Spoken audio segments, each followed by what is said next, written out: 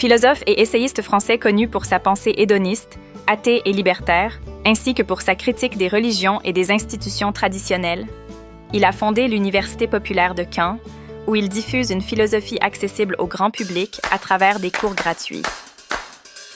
Bon, parce que d'abord, je passe pas mon temps le matin à me réveiller en me disant que dit-on de moi, que pense-t-on de moi, je sais qui je suis.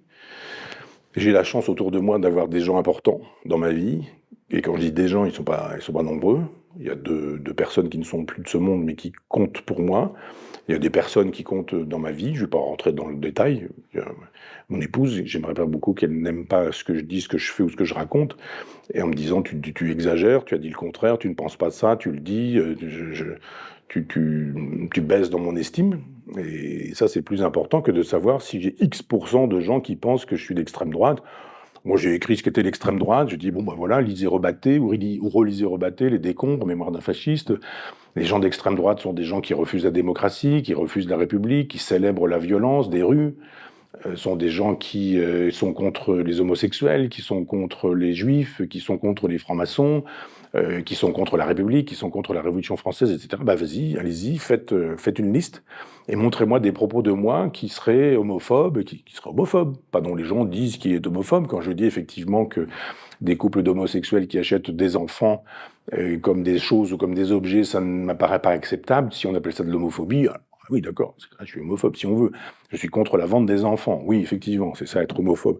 Mais je dis simplement que je n'ai jamais dit qu'il fallait abolir la démocratie, jamais dit qu'il fallait abolir la République, jamais dit qu'il fallait préférer la violence des rues au choix des urnes.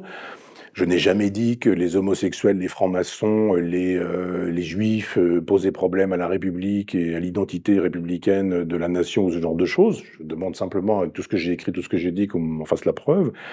Donc si effectivement être aujourd'hui d'extrême droite, c'est ne pas penser comme les gens qui pensent qu'on doit pouvoir aujourd'hui vendre des enfants, louer des utérus, vendre du sperme et des ovules, oui, effectivement, je suis d'extrême droite. Dans ces cas-là, il n'y a aucun problème. Simplement faisons la généalogie de cette insulte, elle est stalinienne. Et c'est Staline qui estime qu'il y a ceux qui le défendent et qui sont des gens formidables. Donc on défend le goulag, on défend les balles dans la tête, on défend la déportation, on défend les crimes contre les enfants, les femmes, les vieillards, etc. Tout ça, c'est formidable. Si on défend pas ça, on est un fasciste. Pas de problème. Quand lui collabore 2 ans avec les nazis, il estime que quiconque ne collabore pas avec lui et ne défend pas le pacte germano-soviétique, ce sont des fascistes, ce sont des gens d'extrême droite, pas de problème. Si c'est ça l'extrême droite, je vais bien être du côté de ceux qui refusent le stalinisme, le goulag, la déportation, le pacte germano-soviétique, il n'y a aucun problème qu'on continue à m'insulter avec ces mots-là. Mais si vraiment on veut que les mots puissent peser ce qu'ils pèsent, parce qu'il y a un moment donné où quand l'extrême droite arriverait, ou arrivera, parler au conditionnel ou au futur, mais comment est-ce qu'on les nommera, ces gens-là? Quand on a appelé tout le monde, quand on a estimé que tous les gens qui pensaient pas comme soi, c'était des gens d'extrême droite, quand il arrive des vrais gens d'extrême droite, on fait quoi? On appelle ça l'ultra-droite. Ah bah ça change tout, l'ultra-droite. Quand on dit effectivement que Marine Le Pen est d'extrême droite, et puis que d'un seul coup, des types qui disent « il y en a marre des musulmans, on va aller les sulfater à la Kalachnikov à la sortie d'une mosquée », on dit « ah bah c'est des gens d'extrême droite ça ». Ah bah non, le mot est déjà préempté pour Marine Le Pen, alors on fait quoi? Ah bah c'est l'ultra-droite.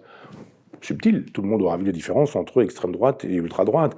Donc je pense que c'est de l'insulte, ça vient de chez Mélenchon, de la France insoumise, qui sont des gens qui font appel à ce qu'on appelle des usines, des usines à clics, enfin on appelle ça même des putaclics, s'il faut vraiment le dire très précisément. Et ce sont des gens qui disent, allez, il y a 20 personnes là qui vont dire en permanence Michel Onfray d'extrême droite, Michel Onfray est fasciste, etc., etc. Puis 20, puis 20, puis 20, puis 20, puis on dit, il y a 10 000 personnes qui disent que Michel Onfray d'extrême droite. Ça doit être vrai finalement. Et il se fait que je connais un peu la personne qui s'occupe de Thinkerview, je ne donne pas son nom, parce qu'il organise un peu sa discrétion. Et lui, il avait un peu du mal à supporter de se faire insulter. Il a commencé, parce qu'il est très doué en la matière, il a commencé à se dire, mais je vais aller chercher un peu qui dit quoi et comment, etc. Il y a une vingtaine de personnes derrière 10 000 personnes. Il y a une vingtaine de personnes qui sont toutes payées, ce sont des mercenaires, ce sont des gens à qui on dit, il faut pourrir Onfray. Et puis d'autres, on dira, il faut pourrir machin, il faut pourrir bidule. Puis éventuellement, si je dis, j'ai bien réfléchi, mais Mélenchon, c'est formidable, il faut célébrer Onfray. Et hop, etc. Et donc ces gens-là, c'est un petit peu comme si vous mettez une bougie et que vous avez plein de miroirs réfléchissants, vous avez 10 000 miroirs qui réfléchissent, et d'un seul coup vous dites, mais il y a 10 000 bougies dans cette affaire. Non, il y en a une. C'est réfléchi par 10 000 miroirs. Eh bien, Internet, c'est ça. C'est-à-dire que là, on se dit, il y a beaucoup de gens qui disent ça, donc ça doit être vrai. Non, c'est pas beaucoup de gens. Ce sont peu de gens qui dupliquent cette pensée-là avec des gens dont le métier consiste à dupliquer cette fausse information. Voilà, c'est pas plus compliqué que ça. Donc le matin, je commence par ne pas regarder ce qu'on raconte sur moi, je ne suis pas sur les réseaux sociaux, je ne lis jamais ce qu'on écrit sur moi, et même les papiers positifs. Je ne lis rien de ce qui m'est consacré, et je dis, ils pensent ce qu'ils veulent, moi je sais qui je suis. Je sais quel est mon trajet, ce que je fais. Pensez bien qu'avec mon niveau de notoriété, si vraiment j'avais des cadavres dans le placard, ces cadavres auraient été sortis, montrés, exhibés, et que Mediapart, qui a fait une longue enquête policière contre moi, aurait sorti tout ça en disant « Ah mais regardez les cadavres dans le placard de Michel Onfray, il y a ceci, il y a cela, etc. » On a juste parlé de ma compagne qui est devenue mon épouse en disant « La petite entreprise de Michel Onfray à l'Université populaire ». Ils n'ont pas réussi à trouver un endroit où on pourrait dire que finalement je détournais de l'argent pour des fins personnelles avec des sociétés qui ceci ou ça, parce qu'il n'y a pas. Parce qu'il n'y a pas. Il y aurait, ça aurait été trouvé. Donc je dis simplement, je n'ai jamais été envoyé au tribunal, je n'ai jamais perdu un procès puisqu'on m'a jamais envoyé au tribunal pour avoir tenu des propos racistes, homophobes, d'extrême droite ou je ne sais quoi. Moi, je n'ai jamais été convoqué pour avoir dit des propos tenu des propos contre les homosexuels, contre les transsexuels qui relèveraient de la justice. Donc, il n'y a même pas eu de procès. Donc, je dis simplement que quelqu'un qui est d'extrême droite tient des propos d'extrême droite et ces propos d'extrême droite sont analysés dans des tribunaux où on fait savoir qu'ils sont d'extrême droite et où on est condamné. Je dis juste que il y a les personnes auxquelles je tiens, je vous dis très peu de gens. Et puis, d'une certaine manière, la justice française. Quand la justice française dira on poursuit Michel Onfray pour des propos xénophobes, racistes, antisémites, etc. Bon, d'accord, très bien.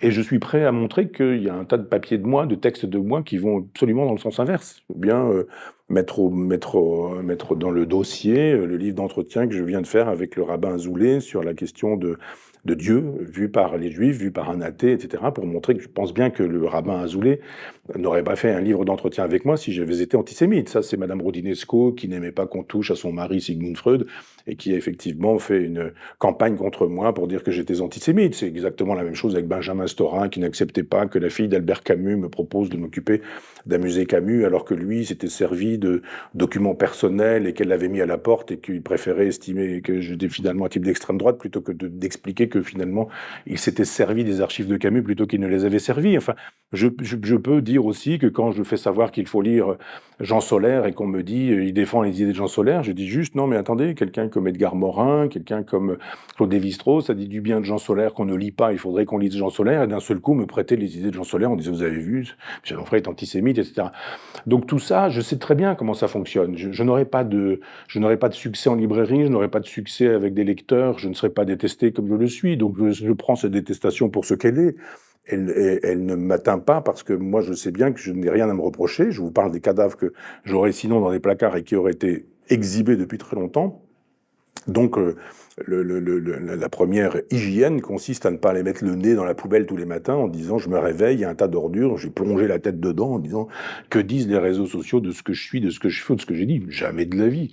Et puis, le temps perdu à regarder ce genre de choses, eh bien, je le consacre à faire un livre parce que je sais qu'il n'y a rien qui emmerde plus les gens qui me détestent qu'un livre supplémentaire de moi. Michel Onfray critique aussi le capitalisme, le libéralisme économique et l'Union européenne, des positions qui peuvent être partagées à la fois par la gauche radicale et certaines droites souverainistes. Une position inclassable. Lui-même refuse l'étiquette d'extrême droite et se définit plutôt comme libertaire, souverainiste, anti-élite.